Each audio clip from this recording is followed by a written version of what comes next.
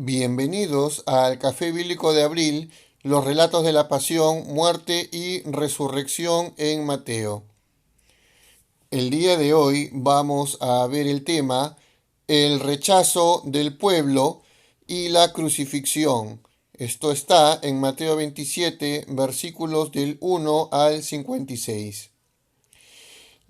Vamos a ver lo que es la estructura literaria, la muerte de Judas, que está en los versículos del 1 al 10, Jesús ante Pilato, versículos del 11 al 26, coronación de espinas, versículos del 27 al 31, la crucifixión, versículos del 32 al 38, Jesús es ultrajado en la cruz, versículos del 39 al 44, la muerte de Jesús, versículos 45 al 56 y aplicación para la vida.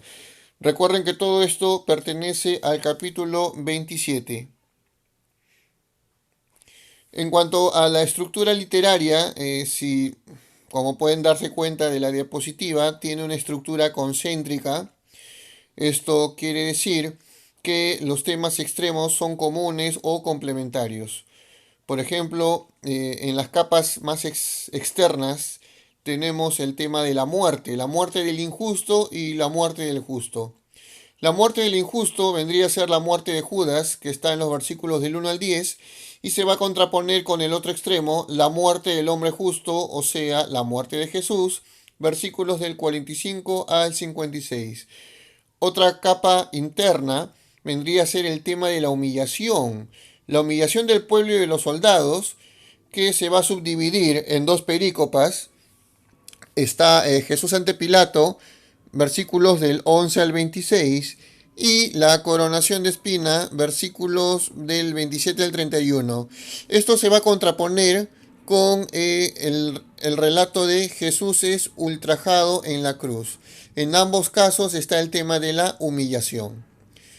Y toda esta estructura narrativa tiene como eje central, como eje gravitatorio, la cruz de Jesús, la crucifixión en sí.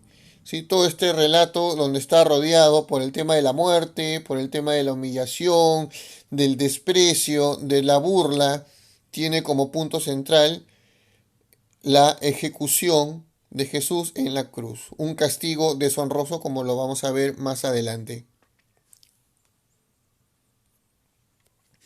A continuación, vamos a leer la muerte de Judas, que está en los versículos del 1 al 10. El texto bíblico está remarcado en amarillo. Sin embargo, vamos a escuchar el texto bíblico en otra versión, es en la Dios habla hoy, ¿sí? También para comparar las diversas traducciones. Vamos a poner el audio.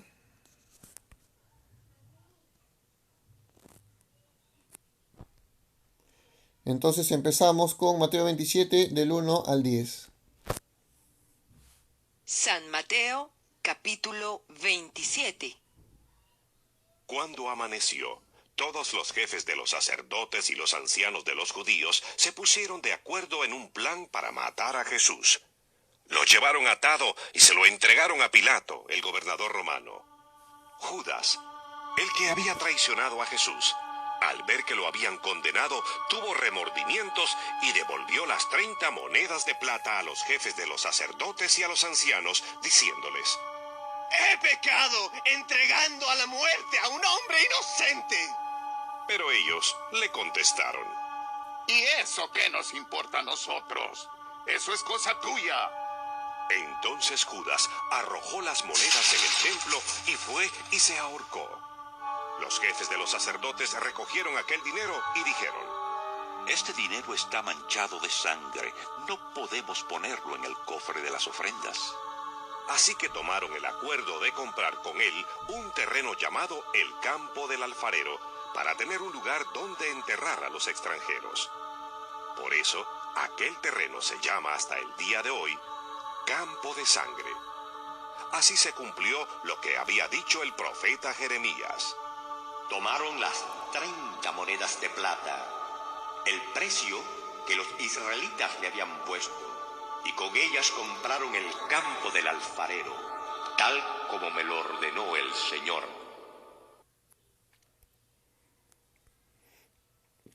Bien, entonces hemos podido escuchar la narración de la versión Dios habla hoy. Un poquito para entender este relato, Judas, al darse cuenta de la gravedad de sus actos, al darse cuenta que Jesús va a ser ejecutado en manos de Poncio Pilatos, se arrepiente, ¿sí? Entonces, y aquí ya viene todo el desarrollo de la narración del suicidio y de la acción que van a hacer los sacerdotes.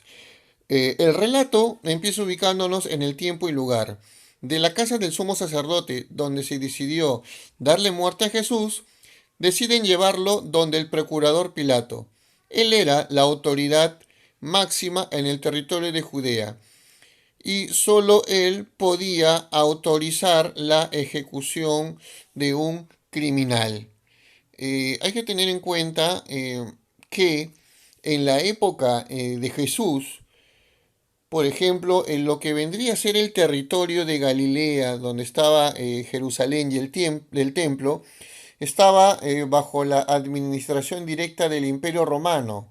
De hecho, esta región de Judea estaba anexada a la provincia romana de Siria y la autoridad máxima era el procurador romano, que en ese momento era Poncio Pilato. Por otra parte, en lo que vendría a ser la región de Galilea, estaba bajo la autoridad de Herodes Antipas, que era un rey vasallo al César. Entonces vamos a decir que habían dos tipos de autoridades, ¿no? Por un lado, Herodes, rey vasallo, Herodes Antipas, rey vasallo de Galilea, y por otro lado estaba Poncio Pilatos, que tenía la administración de Judea. Entonces, precisamente cuando los sumos sacerdotes entregan a Jesús a Pilato, Judas ve esta situación y comprende la real magnitud de sus actos. Y al parecer el arrepentimiento es sincero, pero lo único que atina Judas es simplemente a devolver el dinero. Sí, y de hecho, si volvemos a la diapositiva, vamos a leer la traducción de la Biblia de Jerusalén. Cuando Judas va a hablar con los sacerdotes y expresar su arrepentimiento, en el versículo 4, Judas dice: pequé entregando sangre inocente. Ellos dijeron: ¿a nosotros qué? Tú verás. Entonces aquí estamos viendo la respuesta indolente de los sacerdotes ante el arrepentimiento de Judas. Tú verás, o sea, a nosotros no nos importa, es tu problema. Los sumos sacerdotes no le hacen caso, ¿no? Lo ignoran, y vemos este gesto de Jesús tirando el dinero en el templo y se suicida. Esta acción de Judas de arrojar las monedas en el templo recuerda la acción simbólica de Zacarías, precisamente en el libro de Zacarías, capítulo 11, versículo 13. Y aquí sí voy a leer este pasaje del libro de Zacarías. Vamos a verlo desde el versículo 12. Zacarías 11, 12, versículos 12 y 13. Yo les dije: si les denme mi jornal, si no, déjenlo. Ellos pesaron mi jornal 30 siclos de plata, o 30 monedas de plata. Yahvé me dijo: echa al tesoro ese valioso precio en que me han tasado. Tomé pues los 30 siclos de plata y los eché al tesoro del templo de Yahvé. Para explicar brevemente, en este capítulo 11 del libro de Zacarías, se ve cómo el pueblo rechaza a Dios como su pastor, ¿no? A través de la mediación del profeta. Cuando el profeta pregunta: ¿cuánto creen que vale mi labor de pastor? ¿O cuánto creen que vale la acción de Yahvé como pastor del pueblo? El pueblo le dice 30 ciclos de plata o 30 monedas de plata. Y en realidad esto es un insulto, porque el 30 monedas de plata es el precio de un esclavo. Y así lo tratan al profeta y de paso así también lo tratan a Yahvé, lo menosprecian. Es por eso que Yahvé le dice al profeta, toma ese dinero, ese valioso precio, prácticamente en forma de sarcasmo, ¿no? Y dáselo al templo, ¿no? Como una manera de decir que el templo o que Yahvé los juzgue por ese dinero irrisorio, ¿no? Por una cantidad o por un precio insultante, por tratarlo de esclavo. Es a partir de este texto que más o menos se entiende la acción de Judas, ¿no? Judas se da cuenta que ha vendido a su maestro, ha vendido a Jesús a precio de un esclavo, ¿no? Y no quiere cargar con esta responsabilidad. Es por eso que quiere devolver este dinero. Y ya que los sacerdotes no lo quieren recibir o no les interesa, entonces la acción de Judas es, ¿no? Se lo entrego a Yahvé, se lo entrego al templo y acto después se suicida. Los sumos sacerdotes, a ver el suicidio, comprenden que este dinero está manchado por la sangre, ¿no? Haría impuro al templo. Entonces lo que hacen es coger este dinero, ¿no? Y van a comprar, como lo dice el texto bíblico, un campo, ¿no? Dicen compraron el campo del alfarero para como lugar de sepultura para los forasteros, ¿no? Y ahí lo enterraron y lo llamaron campo de sangre, ¿no? Lo interesante o lo curioso es que el versículo 9 dice, entonces se cumplió lo dicho por el profeta Jeremías. Sin embargo, lo que dice a continuación no son palabras de Jeremías, sino es la profecía de Zacarías. Uno se puede preguntar, entonces, ¿por qué pone a Jeremías en este versículo 9? Es simplemente porque en el libro de Jeremías está el relato, creo que está en el capítulo 32, que Jeremías compra una parcela de tierra en Anatot, en el territorio de Benjamín, y por otro lado, en el versículo 18 y 19 hace referencia a que Jeremías va a la región de los alfareros, que aparentemente queda ubicada en el valle Ben Hinnom. Y en el mismo capítulo 19 de Jeremías se dice que al valle de Ben Hinnom se le dice campo de la matanza, una expresión muy parecida se le dice valle de la matanza, una expresión parecida a lo que es campo de sangre, ¿no? Incluso la tradición de la iglesia hace ver precisamente que Judas está enterrado en el valle de Ben Hinnom. Y lo curioso es de que en el Nuevo Testamento, cuando Jesús habla acerca del infierno, en realidad en el griego dice Gehenna, ¿no? El lugar donde está el fuego que no se apaga, ¿no? El castigo definitivo de los impíos, el Gehenna, el infierno. Sin embargo, la palabra Gehenna en el Nuevo Testamento, en el griego, es una traducción de lo que es el valle de Ben Hinnom. O sea, ¿qué quiere decir? Que cuando Jesús está hablando del Gehenna, como el fuego que no se apaga, está hablando de este lugar, el valle Ben Hinnom. Y ustedes dirán, ¿y por qué? Lo que sucede es de que el valle de Ben Hinnom es conocido por el libro de Jeremías como el lugar en donde se sacrificaban a los niños en honor al dios Moloch. Es un lugar de idolatría y que en la época de Jesús era el lugar donde se quemaba la basura de la ciudad. Entonces Jesús, cuando quiere describir este castigo definitivo de los impíos, ¿no? El infierno, lo que es para nosotros, va a utilizar como una analogía, como una metáfora, el basurero de la ciudad, el Ben Hinnom o el Gehenna en griego, ¿no? Y dice que el infierno, este castigo definitivo, es como el Gehenna, o sea, como el lugar donde se quemaba la basura.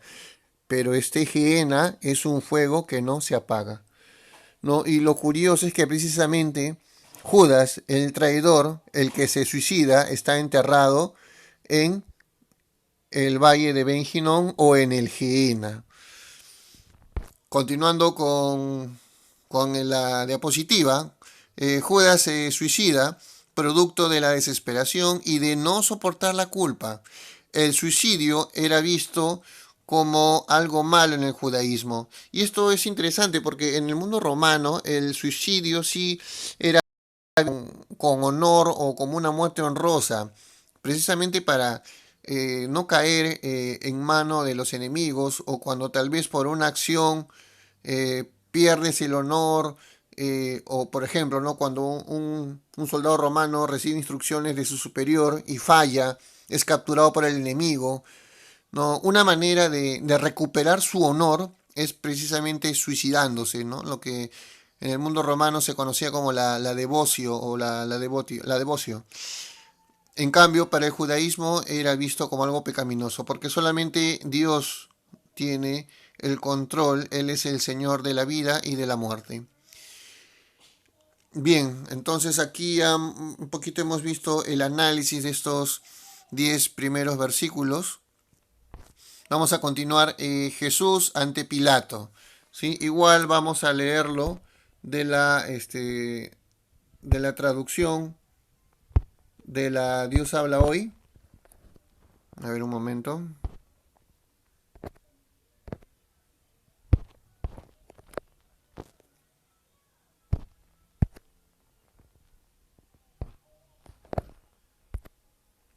Del 11 al 26. Vamos a ver del 11 al 26. Jesús fue llevado ante el gobernador, que le preguntó: ¿Eres tú el rey de los judíos? Tú lo has dicho, contestó Jesús. Mientras los jefes de los sacerdotes y los ancianos lo acusaban, Jesús no respondía nada. Por eso Pilato le preguntó: ¿No oyes todo lo que están diciendo contra ti? Pero Jesús no le contestó ni una sola palabra, de manera que el gobernador se quedó extrañado. Durante la fiesta, el gobernador acostumbraba a dejar libre un preso, el que la gente escogiera. Había entonces un preso famoso llamado Jesús Barrabás. Y estando ellos reunidos, Pilato les preguntó: ¿A quién quieren ustedes que les ponga en libertad?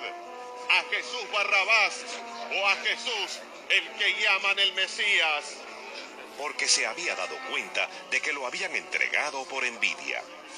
Mientras Pilato estaba sentado en el tribunal, su esposa mandó a decirle: No te metas con ese hombre justo, porque anoche tuve un sueño horrible por causa suya. Pero los jefes de los sacerdotes y los ancianos convencieron a la multitud de que pidiera la libertad de Barrabás y la muerte de Jesús. El gobernador les preguntó otra vez: ¿A cuál de los dos quieren ustedes que les ponga en libertad? Ellos dijeron. Pilato les preguntó: ¿Y qué voy a hacer con Jesús, el que llaman el Mesías? Todos contestaron. Pilato les dijo: Pues, ¿qué mal ha hecho? Pero ellos volvieron a gritar. Cuando Pilato vio que no conseguía nada, sino que el alboroto era cada vez mayor, mandó traer agua y se lavó las manos delante de todos, diciendo: Yo no soy responsable de la muerte de este hombre. Es cosa de ustedes. Toda la gente contestó: Nosotros y nuestros hijos nos hacemos responsables de su muerte. Entonces Pilato dejó libre a Barrabás. Luego mandó azotar a Jesús y lo entregó para que lo crucificaran.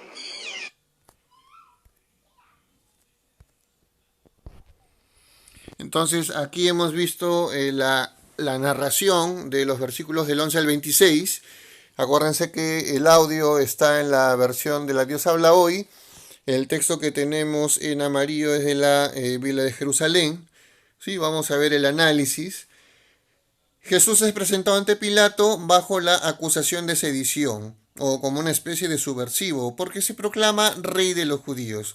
Y el único que tenía la potestad para nombrar rey en el territorio de Palestina o de Galilea era el César, ¿no? Precisamente Herodes Antipas es rey de Galilea porque el que le dio la venia, la autorización para hacerlo, fue César Augusto.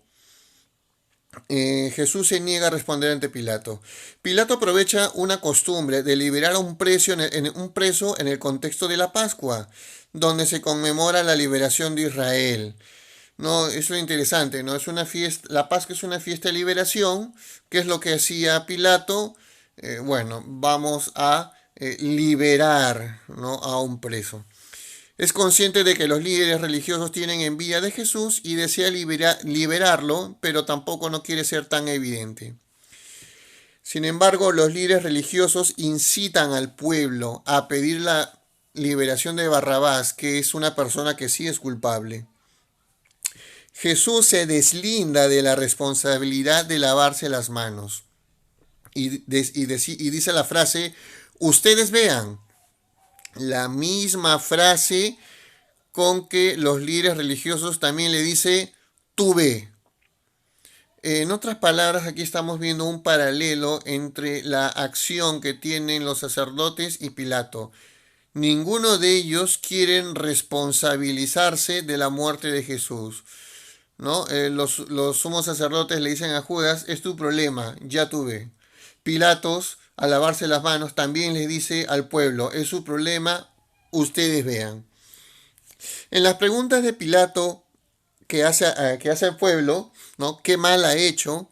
El pueblo no responde, no atiende razones, solo quiere buscar una condena, ¿no? Y a pesar que el pueblo es asusado por los líderes religiosos, de todas maneras el pueblo también se muestra culpable de la muerte de Jesús. La coronación de espinas, de versículos del 27 al 31. ¿Sí? Vamos igual a ver el texto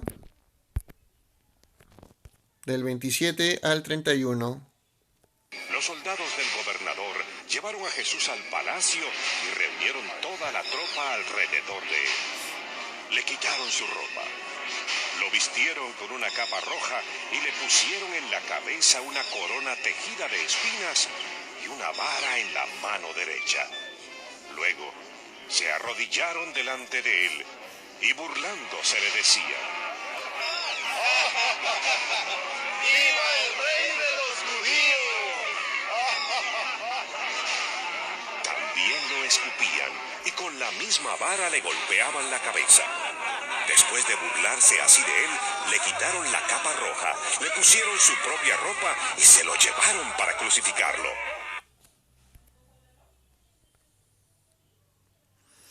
Bien, después de escuchar esta narración, estamos viendo aquí la burla de los soldados romanos.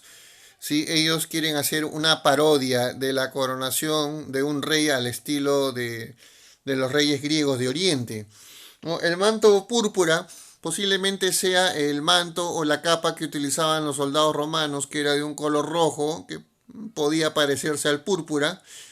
La caña que le dan a manera de cetro, ¿no? Es decir, una caña posiblemente era de bambú y servía para azotar a los presos. Como les dije, era una parodia de un cetro de un rey. El arrodillarse ante Jesús es una parodia también de la reverencia que se hacían a los reyes griegos en Oriente. La acción de escupir es una parodia también del beso de honra o de un beso de saludo que esperaba recibir un gobernante. Y para la mentalidad de un judío, la misma saliva de un pagano pues era el mayor insulto que también podían recibir. El saludo, salve o alégrate, rey de los judíos, es una parodia del saludo al emperador, ¿no? Ave César. En otras palabras, los soldados romanos buscan ridiculizar, buscan deshonrar a Jesús, ¿no? Tratándolo como una especie de rey, pero sin darse cuenta que de verdad Jesús es rey. Ahora continuamos con la crucifixión, versículos del 32 al 38. Vamos a ver del 32 al 38.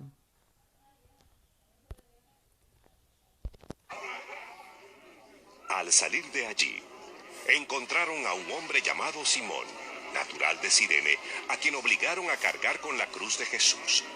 Cuando llegaron a un sitio llamado Gólgota, es decir, lugar de la calavera, le dieron a beber vino mezclado con hiel. Pero Jesús, después de probarlo, no lo quiso beber.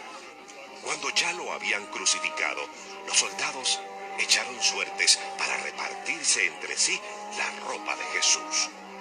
Luego se sentaron allí para vigilarlo. Y por encima de su cabeza pusieron un letrero donde estaba escrita la causa de su condena. El letrero decía: "Este es Jesús, el Rey de los Judíos". También fueron crucificados con él 2 bandidos, uno a su derecha y otro a su izquierda. Bien. Entonces, continuamos. Sí, versículos del 32 al 38. En la época de la Pascua venían personas de diversos lugares. Con respecto a Simón de Cirene, este hombre que ayudó a cargar la cruz, vamos a un poquito explicar. Cirene es una ciudad ubicada actualmente en lo que es el Líbano, en el norte de África. Posiblemente, a ver, lo que sucede es que posiblemente Jesús, debido a los azotes que recibió, ya no estaba en condiciones para poder llevar la cruz. En realidad lo que llevaba Jesús era la viga horizontal de la cruz, lo que es conocido como el patíbulum. La bebida de vino con hiel es un anestésico que se le daba a los condenados para que puedan resistir y durar mayor tiempo en la cruz. Jesús se niega a beberlo por el momento. Él quiere afrontar la cruz con sus 5 sentidos. Era una práctica también común entre los soldados romanos jugar con los dados, ¿no? Juegos al azar. Y la ley romana permitía a los soldados quedarse con la pertenencia a los condenados. Es por eso que ellos se quieren repartir la ropa de Jesús precisamente jugando a la suerte o posiblemente a través de los dados. El hecho de que Jesús llevara la inscripción Rey de los Judíos era una práctica común, en donde a veces el condenado llevaba la causa de su ejecución en la cruz como una especie de título. Lo interesante es de que cuando se menciona que Jesús está crucificado con 2 personas, la palabra en griego es lestes, o ladrones, se traduce como ladrones o salteadores. Flavio Josefo, este historiador judío, que escribe acerca de la revuelta o de la rebelión de los judíos frente a Roma, en donde el templo de Jerusalén terminó destruido, utiliza esta palabra también, lestes, para lo que es insurgentes o revolucionarios. Entonces, algunos biblistas suponen que estos hombres que estaban a la derecha y a la izquierda de Jesús, al ser insurgentes, posiblemente hayan sido compañeros o personas del mismo bando que de Barrabás. Posiblemente Barrabás también iba a ser ajusticiado junto con sus compañeros, ¿no? Él se salvó, pero sus otros 2 compañeros terminaron siendo crucificados con Jesús. Versículos del 39 al 44, Jesús es ultrajado.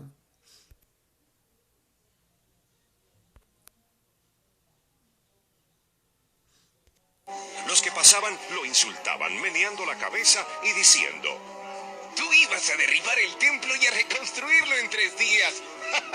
Si eres hijo de Dios, sálvate a ti mismo y bájate de la cruz. De la misma manera, se burlaban de él los jefes de los sacerdotes y los maestros de la ley, junto con los ancianos. Decían: Salvó a otros, pero a sí mismo no puede salvarse. Es el Rey de Israel. Pues que baje de la cruz y creeremos en él. ¿Ha puesto su confianza en Dios? Pues que Dios lo salve ahora si de veras lo quiere. ¿No nos ha dicho que es hijo de Dios? Y hasta los bandidos que estaban crucificados con él lo insultaban.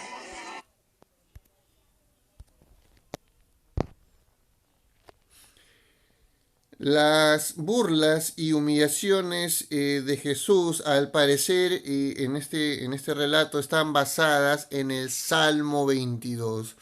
El Salmo 22 es la oración de un justo sufriente, ¿no? De hecho, las expresiones, si eres hijo de Dios, haz esto, también se parece a la frase que el diablo le dice a Jesús en las tentaciones. ¿No? Si eres hijo de Dios, convierte estas piedras en pan. Si eres hijo de Dios, tírate del techo del pináculo del templo. En ambos casos, ya sean estas personas que se burlan de Jesús como el mismo diablo, entienden que el mesianismo de Jesús es de tipo político, de poder. Los adversarios de Jesús en general no entienden a Jesús, no entienden qué tipo de Mesías es. De hecho, las personas que se burlan de Jesús se presentan como que están en la misma línea, piensan igual que el diablo. Lo que llega al colmo de la insensatez es que hasta los salteadores o los ladrones que están con él se burlan a pesar de tener el mismo destino, ¿no? Y es interesante, si es que podemos leer un ratito el Salmo 22 para ver de qué trata, ¿no? Dice así, el Salmo 22. Dios mío, ¿por qué me has abandonado? Estás lejos de mi queja y de mis gritos y gemidos. Clamo de día, Dios mío, y no respondes, también de noche sin ahorrar palabras. Pero tú eres el santo entronizado en medio de la alabanza de Israel. Más adelante dicen, va a haber unos versículos más abajo, versículo 17. Perros sin cuento me rodean, una banda de malvados me acorrala. Mis manos y mis pies vacilan, puedo contar mis huesos, ellos me miran y me remiran. Reparten entre sí mi ropa y se echan a suertes mi túnica. Si vemos versículos también más abajo, dice así.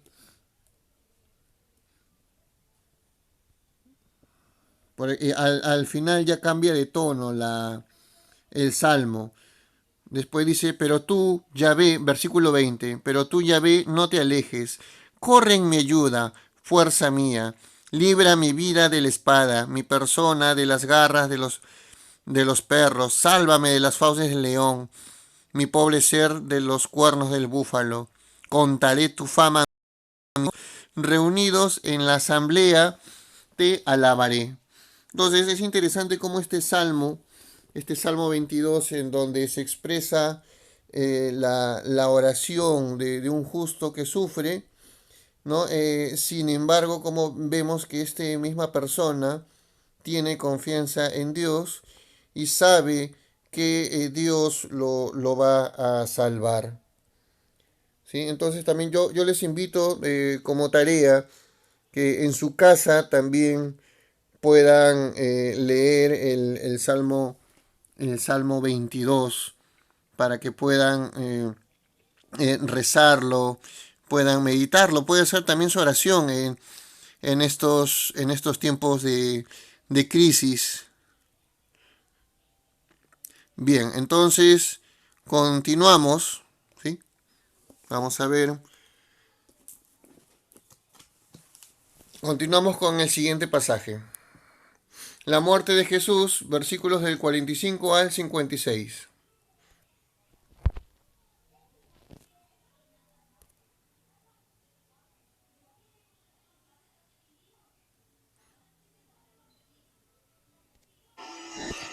Desde el mediodía y hasta las 3 de la tarde, toda la tierra quedó en oscuridad. A esa misma hora, Jesús gritó con fuerza: Elí, Elí, lema sabactani.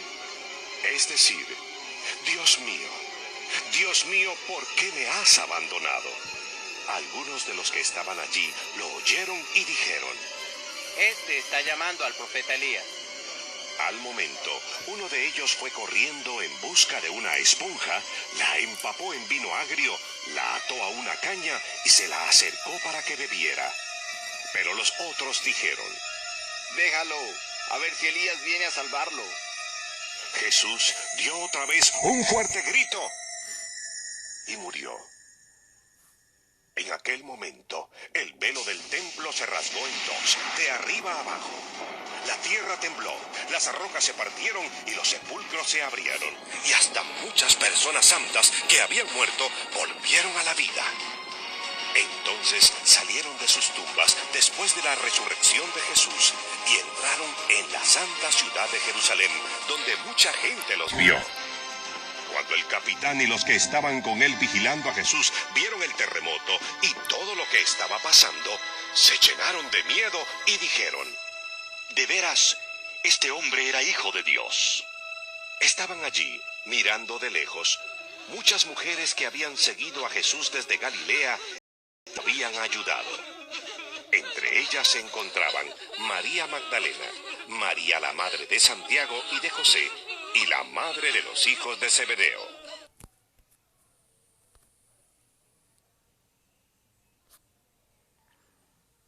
Bien, entonces a continuación vamos con el análisis de la narración que hemos leído. Menciona que hubo oscuridad, ¿sí? Desde el mediodía hasta las 3 de la tarde. Esta oscuridad también recuerda a la plaga de las tinieblas en Egipto, y también entre los profetas se decía que en el día de Yahvé, en el día del juicio, iba a ser tinieblas. Sí, todo esto es mencionado cuando Jesús es crucificado, dando a entender que aquí también en la cruz se produce lo que es el juicio de Dios. Jesús cita el Salmo 22 como un salmo que termina en una acción de gracias, porque el justo confía en la salvación de Dios. La frase que dice Jesús, ¿no? Dios mío, ¿por qué me has abandonado? A pesar que a pesar que inicia como una oración de súplica, de desconcierto, si uno lee el Salmo 22, sabe que es un salmo que termina una acción de gracias, porque se sabe que el Señor lo va a salvar. La acción de darle vinagre puede ser para mitigar el dolor, ¿no? El hecho que un soldado le dé esta esponja con vinagre puede significar que sea por compasión, ¿no? Para que Jesús ya no sufra más. O también puede entenderse como que le quiere dar de beber esto para que pueda prolongar su sufrimiento y no muera tan rápido. Aparte de esto, se entiende que Jesús, al tomar de este vinagre, hay que recordar, ¿se acuerdan en el capítulo 26 cuando Jesús dice, Padre, si está en tu voluntad, ¿no? Aparte de mí este cáliz amargo, aparte de mí esta copa, pero que se cumpla tu voluntad. Jesús precisamente toma de este cáliz amargo, de este vinagre, y termina por morir en la cruz. Y aquí es donde podemos asociarlo al hecho de que este cáliz amargo, esta copa, es la pasión, y que Jesús la cumple. Es por eso que ya puede tomar de este cáliz amargo, o como les expliqué en la clase pasada, que vendría a ser la cuarta copa, con el cual se termina la Pascua cristiana. El hecho de que el velo del templo se rasgue es una manera de decir que la presencia es limitada al templo, ¿no? Al rasgarse el velo del templo, la presencia de Dios sale del Santo de los Santos, donde se encontraba el Arca de la Alianza antiguamente, sale, y esta presencia es dada a todo el mundo, pero es dada a partir de Jesús crucificado. El soldado pagano, al verlo morir como un justo, proclama que es hijo de Dios, dando a entender que es en la cruz donde se reconoce la divinidad de Jesús, a contraposición de cómo se veían a los semidioses o dioses en el mundo romano o pagano. Acuérdense que la expresión hijo de Dios es común, ya sea en la mitología griega o en el mundo romano, como lo puede ser Zeus, o como lo puede ser Hércules o Heracles, pero Jesús como hijo de Dios es distinto. Su divinidad se revela en su pasión. La resurrección de varios santos difuntos es una prefiguración de la resurrección al final de los tiempos. Solo Mateo atestigua esta tradición, ¿no? Por esto se refiere a los versículos del 52 y 53, que dice: se abrieron los sepulcros y muchos cuerpos de santos difuntos resucitaron. Y saliendo de los sepulcros después de la resurrección de él, o sea, de Jesús, entraron a la ciudad santa y se aparecieron a muchos. Mateo es el único que registra este evento sorprendente de la resurrección de algunos justos que se aparecen en la ciudad de Jerusalén. Más allá de eso, esto funciona como una prefiguración de la resurrección final de todos aquellos que creen en Jesús. Aplicación para la vida. Los cristianos están llamados a ser justos como Jesús para afrontar cualquier tipo de situación. De hecho, nos parecemos más a Jesús cuando enfrentamos las adversidades y las injusticias de la vida. Ser hijo de Dios en el cristianismo no está asociado solamente con el honor, gloria y poder, sino con una vida de entrega, humildad y de servicio por amor al Padre, y esa es nuestra meta. La crucifixión es narrada como un sacrificio pascual que inicia con la institución de la Eucaristía, la tercera copa.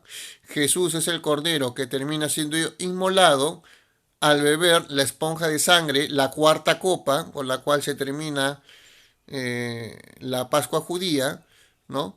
Entonces culmina así su sacrificio. Queda así en nosotros ahora comer de la Pascua, que es para nosotros la Eucaristía. Toda nuestra vida debe ser en clave pascual. Y con esta reflexión sí quiero terminar. En estos tiempos que estamos viviendo, toda nuestra vida debe ser en clave pascual. Toda nuestra vida debe ser en clave de entrega, de sacrificio, y precisamente en estos momentos de dificultad es donde más debemos parecernos a Jesús y entregarnos por completo a la voluntad del Padre. Muchas gracias. Continuaremos la siguiente semana.